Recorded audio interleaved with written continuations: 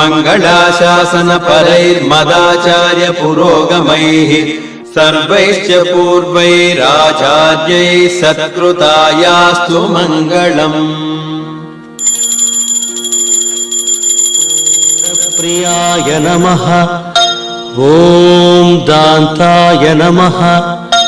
ॐ शरणत्राणतत्पराय नमः। ॐ वालिप्रमथनाय नमः। ॐ वाग्मिने नमः। ॐ सच्चवाचे नमः। ॐ सच्चविक्रमाय नमः। ॐ सच्चव्रताय नमः। ॐ व्रतधराय नमः। ॐ सदा हनुमदाश्रिताय नमः। ॐ कौसलेयाय नमः। ॐ खरध्वंसिने नमः। ॐ विराधवदपण्डिताय नमः।